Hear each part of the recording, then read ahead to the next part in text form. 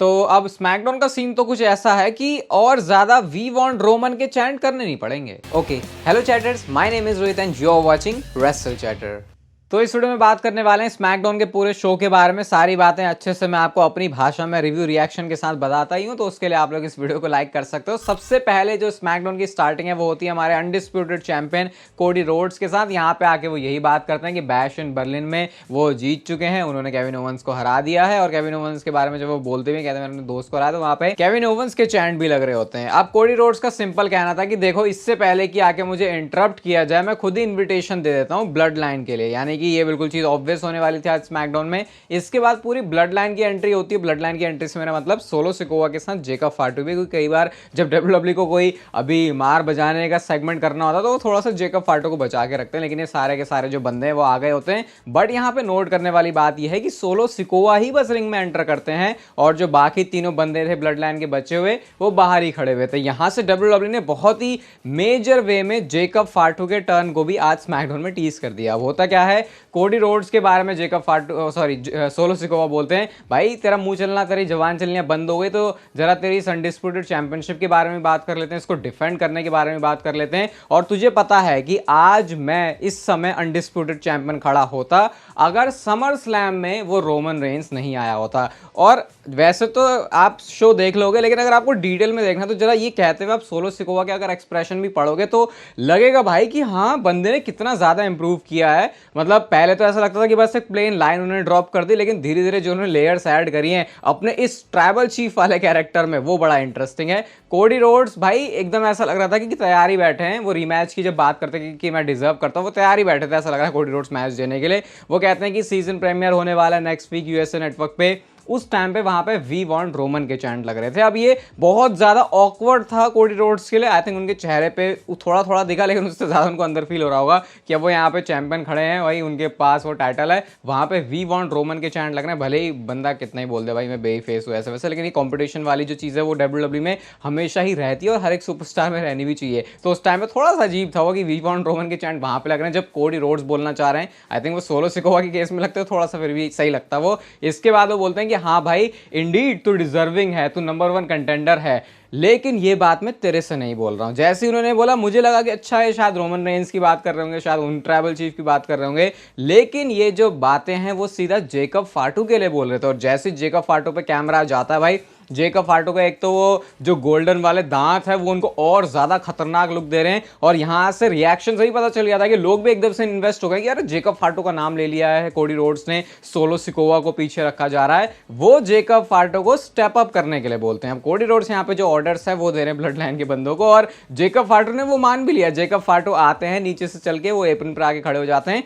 उस टाइम पे solo Sikoa का लुक, ये लुक आपको उस लुक की याद दिलाएगा जो कि रोमन रेंस किसी जमाने में दिया करते थे सोलो सिकोवा को, जब सोलो सिकोवा एज इन्फोर्सर काम करते थे रोमन रेंस के लिए। अब सोलो सिकोवा देखते तो भाई पता ही था ये तो अभी सिर्फ इस चीज को टीज कर रहे हैं, लेकिन टीज भी करना एक बहुत मेजर चीज है, क्योंकि जब भी ये सोलो सिकोवा जेकब फाटू का प्रोग्राम होगा डेफिनेटली बहुत ज्यादा इंटरेस्ट दिलाने वाला है, स्पेशली स्टोर लाइन की वजह से। बट मुझे लगता है अभी इसमें भी बहुत बहुत ज्यादा टाइम है इस चीज को होने के लिए। अभी तो बहुत कुछ डब्ल्यूडब्ल्यूई को वैसे ब्लड लाइन की स्टोरी में दिखाना बाकी है। अब सोलो सिकोवा ने थोड़ा बहुत ही लुक दिया तो जेकब फाटू समझ के भाई है तो अपना ट्राइबल चीफ, उला फाला भी इसी ने पहनी हुई है, इसकी बात तो माननी पड़ेगी। वैसे हाथ जोड़ते, जैसे उन्होंने हाथ जोड़े लोगों ने उनको बू करना शुरू किया। उसके बाद वो आई लव यू सोलो जैसे बोलते वैसे बोल के वो वहां से नीचे चले जाते। लोगों ने जो है तगड़ी वाली बू की। यहाँ पे क्लियर था कि जेकब फाटू अभी तो स्टेप अप नहीं कर रहे। इसके बाद कोडी रोड्स बोलते हैं कि हाँ भाई तूने उला फाला वाली माला पहनी हुई है, ब्लड लाइन तेरे अराउंड रिवॉल्व करती है, लेकिन ये बात ध्यान रख मेरे पास अनडिस्प्यूटेड चैंपियनशिप है और ये डब्ल्यूडब्ल्यूई पूरी मेरे अराउंड रिवॉल्व करती है। सोलो सिकोवा का जवाब होता है इसके ऊपर कि तू मेरे इन्फोर्सर को मेरे ऊपर टर्न करना चाहता है। यानी कि सोलो सिकोवा ने भी एडमिट किया कि वो समझ रहे हैं कि कोडी रोड्स क्या कर रहा है। एंड देन यहाँ पे आकर उन्होंने बोला नेक्स्ट वीक तक का वेट करने की जरूरत है नहीं।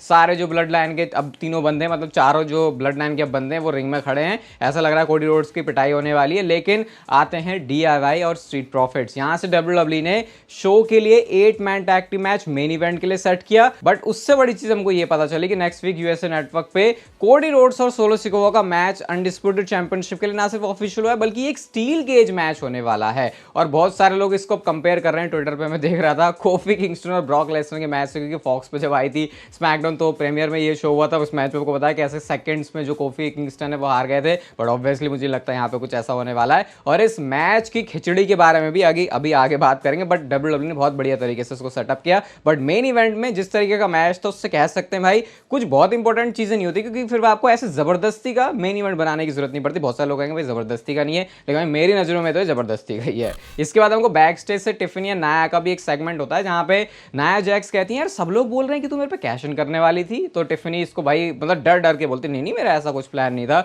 और उसके बाद जब नाया जैक्स जाती भी है तो उनके चेहरे पे वो शिकन दिख सकती थी कि ओह जैसे कि इसको पता चलने वाला था कुछ तो बहुत बड़ी जो बला है वो उन्होंने डाल दी। इसके बाद टिफिनी स्ट्रैटन बेली का मैच था, अच्छा ठीक ठाक ही मैच था। रिंग साइड पर नाया जैक्स आ जाती हैं ये करने के लिए कि उनको टिफिनी को मैच जीतने में मदद करनी है, लेकिन मामला यहाँ पे उल्टा ही हो जाता है। उन्होंने नाया जैक्स को पहले तो आउटसाइड डाइव लगाई बाहर जाके, टिफिनी ने जब 3 बार काउंट किया तो रेफरी तो उधर ही नाया जैक्स के साथ बिजी है और रोज प्लांट अपना फिनिशर लगा के नाया जैक्स के होते हुए भी टिफिनी स्ट्रैटन वाला मैच हार चुकी है। और बस उसके बाद नाया जैक्स और ये बेली की फ्यूड चलने वाली है, इसलिए शायद डब्ल्यूडब्ल्यू ने ऐसा किया। लिगार्डो डेल फैंटास्मा की भी हमको एक सेगमेंट दिखता है और भाई हमेशा ये लोग इतने ज्यादा कूल दिखते हैं, मैं बता नहीं सकता कि ऐसा लगता है भाई कुछ तो बहुत तगड़ी वाली मीटिंग ये कर रहे हैं, पता नहीं कुछ करने वाले हैं। बट वो कभी स्टोरी लाइन में चीजें रिफ्लेक्ट होती हुई दिखी नहीं। प्रेजेंटेशन इनकी बहुत बढ़िया है लेकिन एक्चुअल वर्क कुछ नहीं है, जबकि यूजुअली होता ये है कि एक्चुअल वर्क बहुत कुछ होता है डब्ल्यूडब्ल्यू, प्रेजेंटेशन अच्छी नहीं होती। तो डब्ल्यूडब्ल्यू यहाँ पे वर्क कर सकती है मुझे लगता है। इसके बाद आता है मोस्ट अवेटेड सेगमेंट स्मैकडाउन का।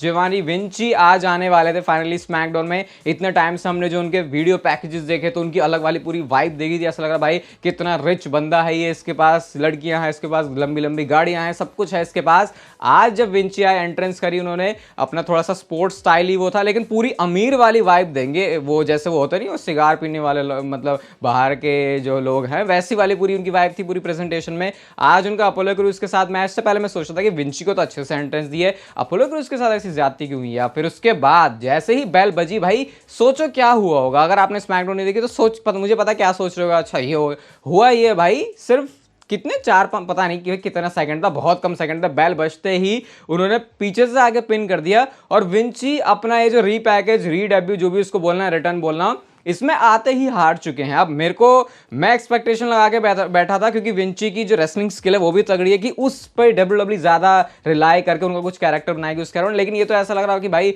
सेंटिनो मेरेला जैसा कोई कैरेक्टर आ गया जो सिर्फ हारता है सिर्फ मजे के लिए, क्योंकि वो बिल्कुल मतलब अनएक्सपेक्टेड था कि भाई इतना तगड़ा तुम दिखा रहे हो फिर ऐसा कैसे कर दिया। तो पता नहीं, क्रिटिसिज्म तो डेफिनेटली इसको मिलने वाला है क्योंकि विंची को शायद लोग ऐसे तो बुक होते हुए नहीं देखना चाह रहे थे। बट फिर भी चलो यार, रेसलिंग तो बहुत सारे लोग अच्छे कर लेते हैं, अगर विंची के कैरेक्टर के साथ कुछ फिर भी बेटर होता है, लेकिन तो मजाक ही बन गया तो मैं इसमें बेटर भी क्या बोलूं समझ नहीं आ रहा मुझे। शायद मुझे 1-2 और स्मैकडाउन के शो देखने पड़ेंगे तब मैं इसके ऊपर कुछ अच्छे से बात कर सकता हूं। इसके बाद आता है triple threat match Kevin Owens versus Austin Theory versus Grayson Waller के बीच में। आप सोचोगे ट्रिपल थ्रेट मैच कैसे हो गया, तो इससे पहले बैक स्टेज सेगमेंट होता है जहां पे केविन ओवंस कहते हैं भाई मैं जब कोडी रोड से लड़ सकता हूं, मेरा दोस्त है, तुम भी तो आपस में लड़ सकते हो, और आपस में क्या लड़ सकते हो, ट्रिपल थ्रेट मैच के अंदर ही लड़ जाओ। तो दोनों अग्री भी कर लेते हैं। अब इस मैच में ऑब्वियसली दोनों की स्ट्रेटेजी थी कि वो आके जो है दोनों मिलकर केविन ओवंस को बजाएं। भाई शुरुआत में ही मैच में जो बाहर टेबल सेटअप करते हैं उसके बाद उन्होंने पावर बॉम्ब लगा दी, उसके बाद तो मैच ऐसा लग रहा था कि ऑस्टिन थ्योरी और केविन ओवंस के बीच ही हो रहा है, कैनन बॉल सॉन्टन सब कुछ उन्होंने ऑस्टिन थ्योरी के ऊपर लगाया। अब मैच का एक मोमेंट आता है जब ऑस्टिन थ्योरी हिट करते हैं अपने रोलिंग ब्लॉक बस्टर के साथ, और अब जब वो पिन करने जा रहा हो तो उससे पहले ग्रेसन वॉलर पिन करने चल पड़ते हैं। तो क्या कर रहा है तू, मैं जीतने वाला था मैच। तो इनके बीच थोड़े बहुत डिफरेंसेस तो दिखे, ऑस्टिन थ्योरी को भी उन्होंने स्टन किया और भाई क्या मस्त तरीके से वो ना सिर्फ स्टनर पड़ा लेकिन उसके बाद जो गिर के वो यार ऑस्टिन थ्योरी मुझे लग रहा है कुछ टाइम में, ये बहुत बड़ी स्टेटमेंट है, जिगलर को सरप्राइज कर सकते हैं जब मैं सेल करने की बात कर रहा हूं चीज। अभी जिगलर का वैसे लेवल बहुत कुछ ज्यादा है, आई थिंक आने वाले कुछ सालों में जब और ज्यादा, क्योंकि हर एक स्पॉट पे बंदा पता नहीं इतना परफेक्ट कैसे हो सकता है। यहाँ पे धक्का क्योंकि पड़ गया होता है बाहर जाके ग्रेसन वॉलर को ऑस्टिन थ्योरी गई, तो फिर वो मैच में भी नहीं थे और पिन करके ये वाला मैच केविन ओवंस जीत गए। इसके बाद केविन ओवंस के ऊपर अटैक भी हो जाता है, वो सीक्वेंस बहुत सही लगा मुझे कि 8 डाउन फिनिशर लगा और उसके बाद उसको कैसे उन्होंने फ्लैट लाइनर में बदला, तो ये बढ़िया कुछ था यहाँ पे सिस्टम। अभी जिस तरीके से डब्ल्यूडब्ल्यू इसको चला रही है ऐसा लग रहा है बस अब कुछ टाइम ही रह गया कि ये दोनों बंदे अलग हो जाएंगे, बट मुझे बिल्ड फिर भी अच्छा लग रहा है कि हमको लगता है अब हो जाएगा, लेकिन WWE इसको रोक के रख रही है। लेकिन उस चीज का तभी फायदा है अगर उस मूवमेंट को अच्छे से एग्जीक्यूट किया, ताकि जब टर्न होगा, जो भी बेफेस टर्न होने वाला ऑस्टिन थ्योरी का, फिर वहां से उनको ऑलरेडी एक अच्छा जंप स्टार्ट मिल चुका हो। हमारे यूएस चैंपियन एले नाइट भी आते हैं, कहते हैं भाई कि 30 दिन हुए हैं, 2 बार मैंने अपना जो टाइटल है उसको डिफेंड कर लिया सक्सेसफुली, मैं तगड़ा हूं, मेरे से कोई नहीं ले सकता। कार्मेलो हेस यहाँ पे आते हैं, कहते हैं भाई जो सबसे बढ़िया मैचेस है वो तो मैं डिलीवर कर रहा हूं। एले नाइट कहते हैं भाई मैचेस डिलीवर करने से क्या होता है, बात या फिर फर्क पड़ता है मैचेस जीतने से। उसके बाद अंद्रादे भी आ जाते हैं, कहते हैं कि तूने 2 मैचेस हराए हैं मुझे, तो मैंने भी तुझे 2 मैचेस हराए। इनके बीच कुछ इस तरीके से धक्का मुक्की होती है कि एंड में जाके BFT फिनिशर दोनों को ही मारा उन्होंने, अंद्रादे को भी मारा पहले, उसके बाद जब कार्मेलो हेस चिल्ला रहे होते हैं उनके ऊपर तो उनको भी जाके पड़ जाता। तो क्लियरली यहाँ से शायद एक ट्रिपल थ्रेट वे की तरफ WWE बढ़ने वाली, पहले मतलब इस तरीके से मैचेस से सेटअप करेंगे ऑब्वियसली कि किसको मौका मिलेगा फिर कैसे, लेकिन शायद ये तीनों ही घूमने वाले हैं इस चैंपियनशिप के अराउंड। और पता नहीं क्यों एले नाइट को मुझे लगता है अभी भी तगड़े बंदे देने चाहिए थे, मतलब हो सकता है मैं गलत भी हूं यहाँ पे, लेकिन मेरी फीलिंग है कि भाई तगड़े बंदे दिया करो, स्पेशली उस बंदे को जो पहली बार अपने किसी रेन के साथ आया, ताकि फिर लोग बकवास ना करना शुरू कर दे, यार ये कैसा हो गया, ये कैसा हो गया। बकवास भी क्या, वो रियलिटी भी होती है। तो पता नहीं अब कैसे चलने वाला है, बट फिलहाल तो ये तीनों ही ऐसा लग रहा है घूमेंगे ये टाइटल वाली फ्यूड के अंदर। चेल्सी ग्रीन और मिचिन का भी मैच था शो पर। चेल्सी ग्रीन को टेलीविजन पे देखना सच में एक ट्रीट होता है, जो उनके जिस तरीके से वो एक्ट करती है। और भाई आज तो उनको मैच में जीत भी मिल गई है। होता कुछ ऐसा है कि उन्होंने रिंग साइड पर पाइपर नेवन ने भाई क्या वो गिरी है मिचिन के ऊपर, रिंग में आके फिर उन्होंने अपना फिनिशर अनप्रिटी हर भी लगाया और चेल्सी ग्रीन मैच जीत गई। अच्छा लगा देख के, क्योंकि वैसे उनकी जो चीजें हैं उनके साथ ऐसा लगता है बहुत ज्यादा अन्याय हो रहा है, लेकिन जब मैचेस में विक्ट्री मिलती है तो थोड़ा सा फिर थोड़ी पॉजिटिव वाइब आ जाती है उनके अराउंड, उनको खुद के लिए। शो का मेन इवेंट आता है 8 मैन टैग टीम मैच। शुरू ही ऐसे हुआ कि मुझे लगता है तो टोर्नाडो टैग टीम मैच था ब्लड लाइन, लेकिन था नहीं है। ब्लड लाइन वर्सेस DIY और स्ट्रीट प्रॉफिट्स के बीच में। मैं तो देखो जब भी जेकब फाटू किसी मैच में होता है बस जेकब फाटू की रिंग में एंट्री का वेट कर रहा होता हूँ, आके वो डोमिनेट करते हैं। सोलो सिकोवा ने एक स्पॉट पर जो चांपा है उनको भी टेबल के ऊपर कहीं से फेंका होता है। और इस मैच में थोड़ा कंफ्यूज करने वाला मूवमेंट था जब टोमासो चांपा ने दोनों को ही टैग इन किया, गार्गानो और एंजेलो डॉकिंस को, और वो दोनों ही मार रहे होते। रेफरी भी कंफ्यूज था कि भाई करना क्या है यहाँ पे। सोलो सिकोवा ने स्पिनिंग सोलो भी हिट किया हुआ था, बट ऑब्वियसली किकआउट हो जाता है यहाँ पे। और एक क्या मस्त मूवमेंट था जब टोमासो चांपा ने टामा टोंगा को उठा के बाहर की तरफ सुपरप्लेक्स दिया, और भाई सारे के सारे जो लोग हैं वो ढेर हो जाते हैं। जेकब फाटू ने पिन भी ब्रेक किया, उसके बाद उन्होंने अपने आप को